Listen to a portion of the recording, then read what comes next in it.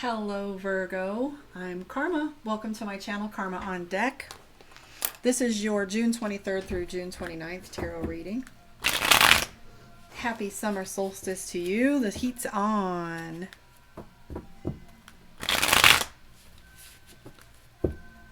Yeah, we're dead center right now, guys. Alright, so let's see what's up with y'all. This is for Virgo. Here we go. Ooh, the first thing that comes up for you is the Fool card. The Fool card is all about opportunity, choices, decision-making, fun, insecurity a little bit. I do feel like for right now what's popping out to me is the little harp. And that's like you're rolling the dice on whether to do something fun. You're just coming out of a period where things have been kind of shitty. So the Tower card is preventing you from having any of this fun. And then you have the Three of Wands, which is a little bit of, what do you call that? So this Three of Wands is pressure. A little criticism coming. It's all about you feeling like people are watching you and looking at your, behaviors and stuff. There's a lot of miscommunication going on. That's the reckoning between what is seen as happening versus what's really going on and getting to the bottom of that. You guys, as well as Libra, are getting the Five of Swords. So that's all about you setting boundaries with people. These are small little battles. So you fight the little ones, you won't have to fight the big ones. So it's keeping up with your integrity at all times. The Nine of Cups after that is the celebration we were talking about. Right here, celebration, water, party, fun. For some reason, I'm picking up that you don't feel like you are being heard. You also have the Eight of Cups, which is all about things in relationships moving pretty fast. And you're not speaking up to that.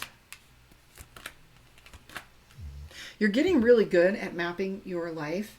You put yourself in some binding situations. Right here, this is like overcommitment. And those situations have caused you to be a little cautious. So as you're mapping out your next phases, you're looking at where you've been, where you're going, what you want for yourself. You know what they say about a good map. And notice there's a map here in the Ace of Wands. So the Moon card is all about mapping. So you know what they say, you can't know where you're going unless you know where you are. So taking a good stock of where you are, what you're doing, what your habits are creating will get you further into where you're going. The Strength card is showing up as well as the Queen of Cups. If you found yourself being a little bit emotional, indecisive, that's what's going on as we talk yourself into and out of situations. The World card, definitely travel coming up for you. I don't know if it's something for summertime that's going on or you're planning some travel for the end of the year. The World card is really showing up. You definitely have some cards for like Queen of Swords is showing up. So those little boundaries that you're setting is you putting some past behaviors that aren't serving you to the back burner and like really shutting down those connections, right? And also shutting down the how people are affecting you in energetic ways and also their what they bring to the table. I'm going to read to you from the Divination of the Ancients. This has been my favorite part.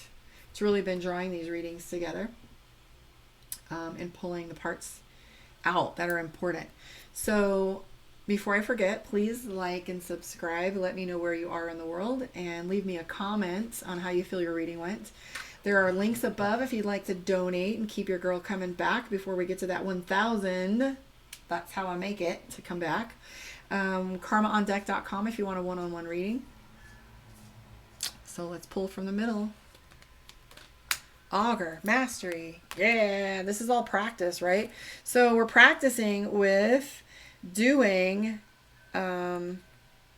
more of the work that it takes to get us the results we want. So the closer we get, the more practice that we have, the closer we get.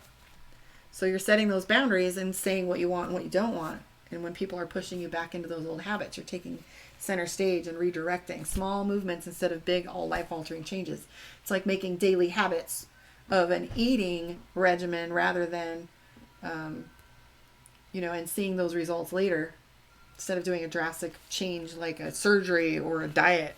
So, the ancients would often make homage to a wise person such as an augur to receive insight and messages in order to take appropriate action. You, however, are not required to do so, as Spirit calls you to step into your own sacred space and call upon the augur within. I don't know if I'm pronouncing that right. Will you forgive me? Here you will find strength and wisdom that will lead you towards mastery of the self. As you tread this path of the chosen few, embrace the gifts that are bestowed upon you. Develop and hone your natural abilities in order to share the message that Spirit has for you and others. So this is your calling. It's time to stop fighting and to acknowledge who you are. The augur understands the mastery of acceptance. It's time for you to do just that.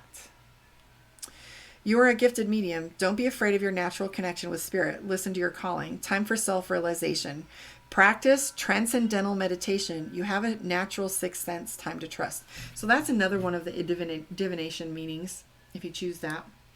So the incarnation says, I finally let my ego go. It does not serve, and now I know that my pride comes before a fall. Thus I must master most of all.